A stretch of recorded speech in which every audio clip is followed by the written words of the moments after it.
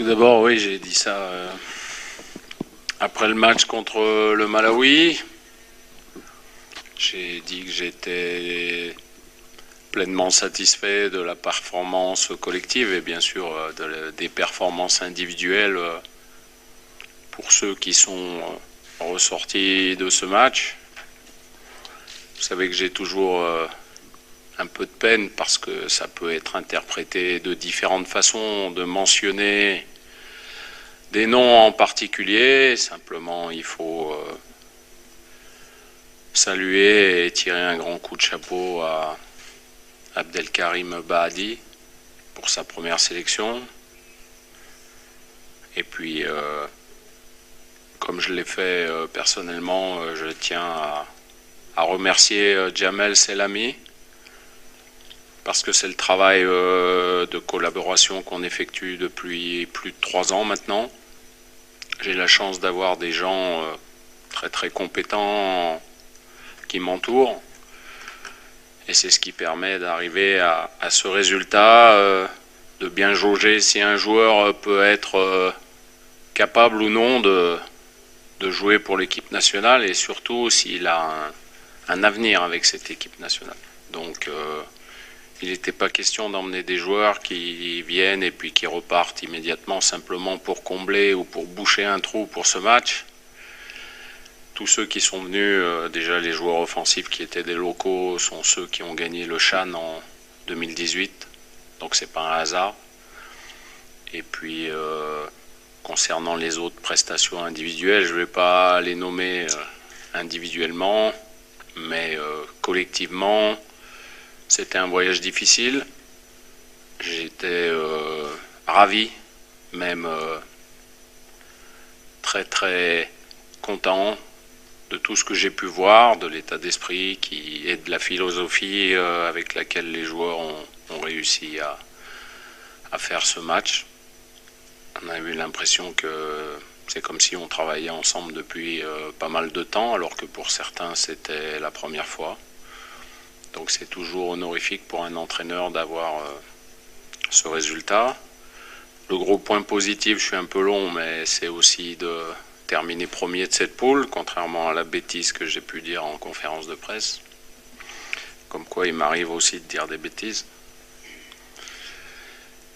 Et puis merci à ceux qui ont encadré les joueurs qui sont restés ici, à mon staff, parce qu'on a réussi jusqu'à présent à faire 8 jours ensemble en se partageant mais en continuant dans la même lignée et ça c'est très important pour moi.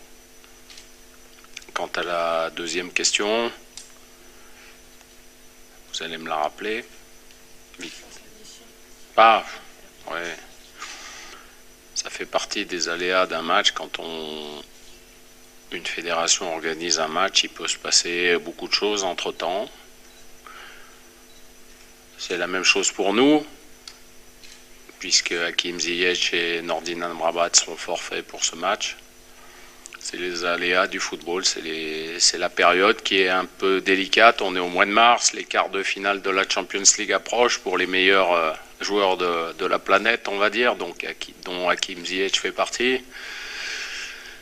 Voilà, il y a des intérêts de club, il faut faire attention de tout ménager, parce que il y aura des matchs cruciaux à titre personnel pour Hakim, pour Nordin aussi, qui en Arabie Saoudite, il y a un match la semaine prochaine très important pour le titre de champion entre Al Hilal et Al Nasser.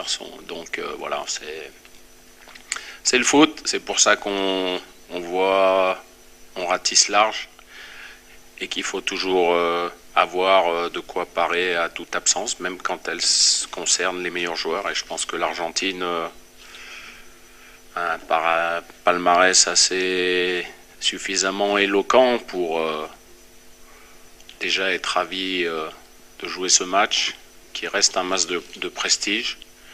Que Lionel Messi ne soit pas là, bien sûr, c'est regrettable. On le regrette également, puisque ça aurait été un match fabuleux contre lui, mais le match sera tout autant difficile sans lui.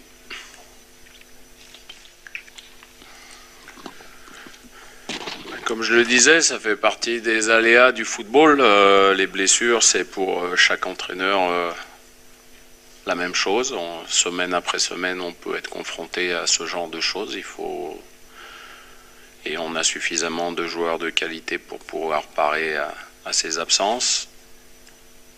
Ce que je peux vous dire, c'est que demain sera aligné, en mon intime conviction, la meilleure équipe possible qui puisse affronter l'Argentine, parce que c'est un match où, comme tout match international, qu'il soit officiel ou non officiel, il faut obtenir des résultats et surtout on se sert de ces rencontres comme expérience. C'est un match du calibre de ceux de la Coupe du Monde, contre le Portugal, contre l'Espagne. Voilà, ça permet de grandir. Vous vous rappelez de cette aventure de Coupe du Monde. On a fait de très très bonnes choses, mais au final on a été, peut-être par manque d'expérience, par des décisions peut-être contraires, mais le résultat est le plus important. Donc on ne s'est pas qualifié pour le deuxième tour, malheureusement, mais voilà, ça permet de grandir. Peut-être que l'absence de Coupe du Monde pendant 20 ans a été préjudiciable. Une nation qui réussit à se qualifier régulièrement pour les Coupes du Monde, forcément, elle a plus d'expérience, elle peut gérer les matchs comme ceux de demain avec un recul différent. Nous, on va y aller avec notre générosité, avec notre talent, mais aussi parfois avec notre fougue qui parfois crée des inconvénients. Mais c'est le football, il faut encore qu'on progresse. On a 3 mois pour tout régler, pour faire la meilleure sélection possible.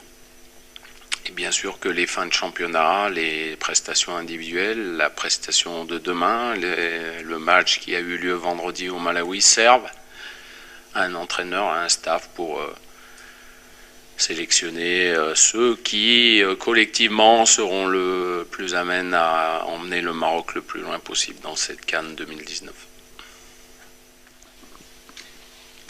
Je pense que je viens de développer une réponse qui c'était pas vraiment la même question, mais le développement s'en rapproche.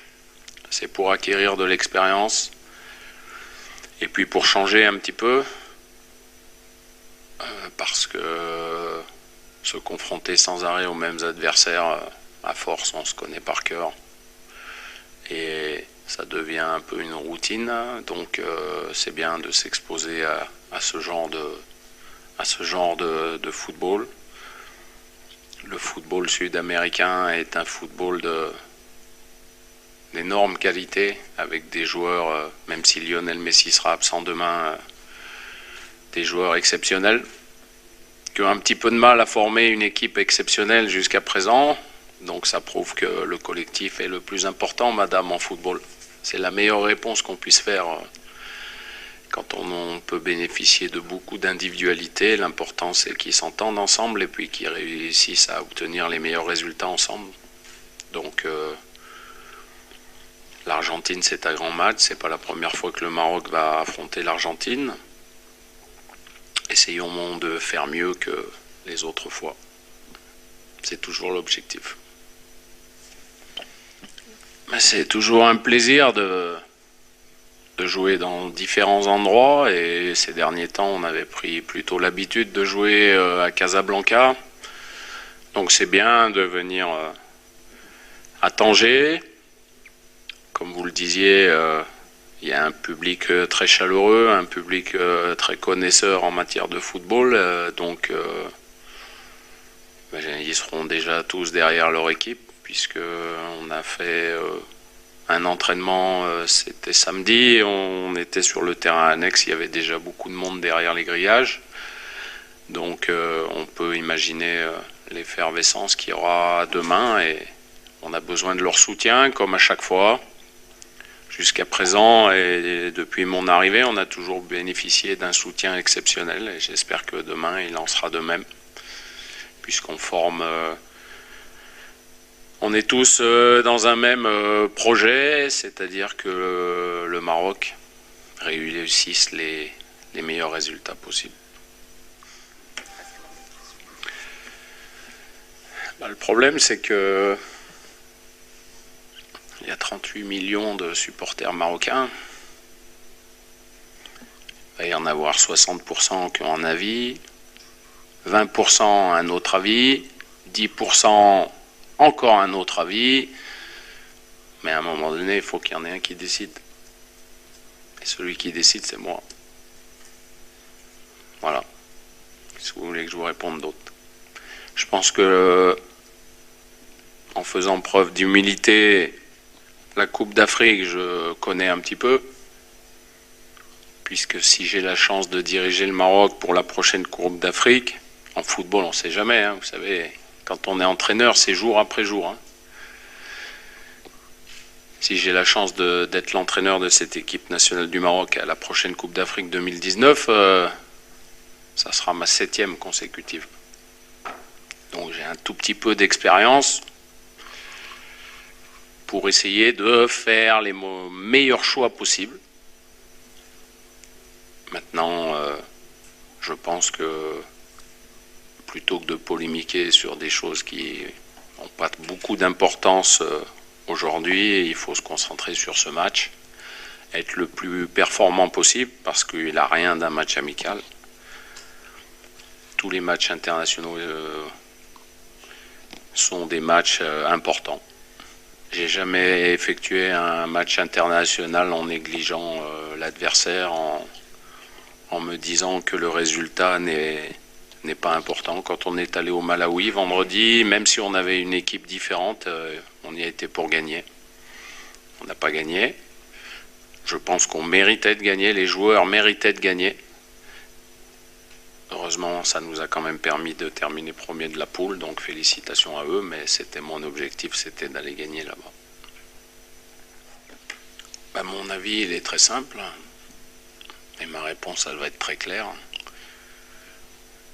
J'ai convoqué un joueur par téléphone, ensuite il a décliné pour les raisons que vous savez.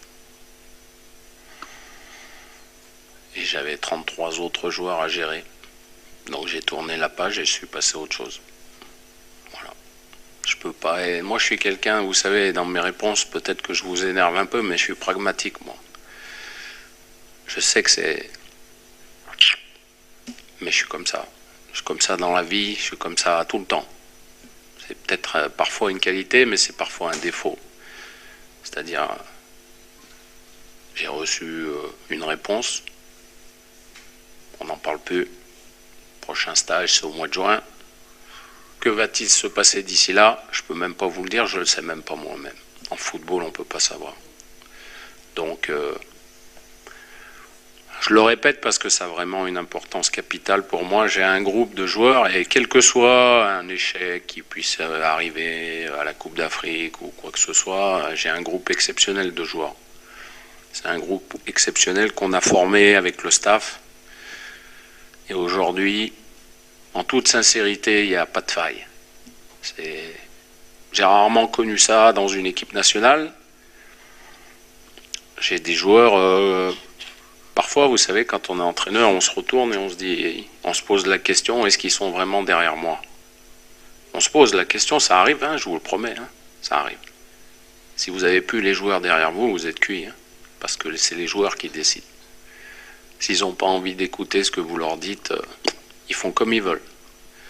S'ils ont décidé d'avoir votre peau ou votre tête, c'est eux qui décident. C'est pas l'entraîneur qui décide de tout. L'entraîneur, il est là pour mettre un cadre, pour donner une structure, et il faut que tout le monde rentre dans cette structure. Et puis des fois, ça fonctionne pas. Et bien aujourd'hui, j'ai la chance, parce que je pense ne pas me tromper, d'avoir un groupe de joueurs où j'ai confiance en eux et je pense qu'ils ont confiance en moi. Et pour moi, ça, c'est la plus grande réussite que je puisse avoir ici. Et peut-être que j'insiste trop en répétant ça, mais c'est parce que j'aimerais tellement leur dire et leur répéter que je ne peux pas le faire tous les jours quand je suis face à eux, mais pas à travers les médias. Et je les en remercie. Déjà, une explication sur les 16 joueurs qui sont restés au Maroc pour ne pas voyager au Malawi. Déjà, il y en a 2 qui sont forfaits. Donc, on va faire un peu de mathématiques, ça fait 14. Quand on y ajoute un deuxième et un troisième gardien, on revient à 16. Donc ça veut dire que vous comptez aussi bien que moi, il y en a 7 qui étaient au Malawi qui seront sur la feuille de match demain soir. Donc ce match avait de l'importance à titre individuel et puis il fallait gagner son billet pour être dans les 23 contre l'Argentine qui, je pense, pour un joueur est quand même assez gratifiant dans une carrière, même pour un entraîneur. Donc voilà, il y avait dans ma présentation du match pour le Malawi, j'avais insisté sur 3 points. Le fait que ce soit un match officiel, même si on est qualifié. La deuxième chose, ça a toujours une influence sur le classement FIFA. Et ça, il ne faut pas le perdre de vue, parce que ça détermine beaucoup de choses. Et le troisième paramètre, eh ben, c'était la prestation individuelle, pour pouvoir faire partie des 23 contre l'Argentine. Voilà, j'avais insisté sur ces 3 paramètres, et je pense que tout le monde avait bien entendu le message. Ça ne veut pas dire que celui qui n'est pas dans les 23 demain, il a été mauvais ou quoi que ce soit, mais un entraîneur, il doit faire des choix. Et c'est parfois difficile, mais il faut les faire. Alors je pense que je me suis déjà exprimé sur la question et je vais le refaire d'une façon très claire. Déjà, il faut se mettre à leur place. Quand vous recevez certaines offres alléchantes, je pense qu'ils réfléchissent en famille, ils réfléchissent par rapport à leur âge. Donc mon discours, il est toujours le même, c'est... Je comprends pour les joueurs qui ont encore que quelques années à jouer, mais par contre je comprends un petit peu moins pour un joueur qui est jeune. Et je vous prends un exemple, quand Ben Sharkey est parti en Arabie Saoudite, pour moi c'était la plus grosse erreur. Maintenant, moi je me dois juste de répondre à vos questions et de vous donner mon avis en toute franchise. Mais après, c'est pas moi qui décide, c'est les joueurs qui décident. Ils ont des familles, et ils ont un entourage, et il y a plein de choses qui font que ma petite parole, elle compte pas beaucoup. Donc, mais ceux qui ont plus de 30 ans, ils vont d'abord dans des championnats qui aujourd'hui sont de meilleure qualité. C'est dans des pays arabes, donc ils ont une association de choses qui fait qu'ils n'hésitent pas à y aller. Il y en a qui reviennent avec un échec, il y en a qui sont complètement épanouis quand ils vont là-bas. Je pense que le cas de Hamdallah, par exemple, c'est quand même un joueur, on peut regarder ça d'un peu plus loin. Il a l'air très épanoui. Et puis de toute façon, est-ce qu'il vaut mieux avoir une énorme réussite à Al Nasser en Arabie Saoudite qu'avoir une bonne petite réussite en Norvège comme il était? Voilà, c'est à lui de répondre à la question. C'est lui seul a les paramètres pour savoir si il est épanoui, s'il prend du plaisir, si tout ça le comble de bonheur. Donc chaque joueur a une réponse différente. Il y en a qui vont vous dire, moi j'irai jamais, hein, quelle que soit l'offre, parce que peut-être qu'ils ressentent pas les choses. Et puis d'autres franchissent le pas et ils vont s'apercevoir si ça leur plaît, si ça leur plaît pas, par rapport à ce qu'ils ont vécu précédemment, parce que c'est quand même un contraste. Et donc voilà, il sera les seuls à répondre à cette question. Et puis pour parler des performances footballistiques, nous, on est à une échéance de Coupe d'Afrique. Disons que beaucoup de joueurs ont signé vers le mois de décembre, janvier, donc quelques-uns un peu avant. Mais voilà, bon, c'est sur du court terme, ça peut pas engendrer si beaucoup de difficultés pour moi. Donc pour l'instant, pour la prochaine Coupe d'Afrique, ça pose pas de problème. Après, on verra bien ce qui se passera après la Coupe d'Afrique. Je ne veux pas tout vous révéler quand même aujourd'hui. Ça serait trop tôt. Donc, on va effectuer ce match de demain avec la même détermination qu'on effectue tous les autres matchs, que ce soit sur le continent africain, que ce soit à la Coupe du Monde. Je pense que, et j'espère qu'il y a au moins un point sur lequel vous êtes à peu près tous d'accord, c'est qu'au niveau du don de soi, de l'état d'esprit, de l'amour pour le maillot, on ne puisse pas reprocher grand-chose à cette équipe. C'est déjà quelque chose de bien. Donc il faut continuer dans la même lignée. C'est important de toujours montrer une bonne image. Après, le football a ses aléas. Je pense que tous les amoureux du football, hier soir, ont regardé Pays-Bas-Allemagne. L'Allemagne menait 2-0, les Hollandais reviennent 2-2, on pense qu'ils vont gagner le match, et puis dans les dernières secondes, ils perdent chez eux. Bah oui, c'est le football.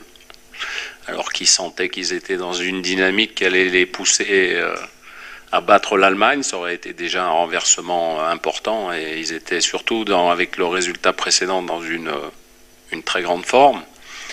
Donc voilà, il va falloir donner le meilleur de nous-mêmes, par respect pour l'Argentine, parce qu'on se doit d'être une équipe et montrer à tout le monde qu'on peut être un sparring partner important.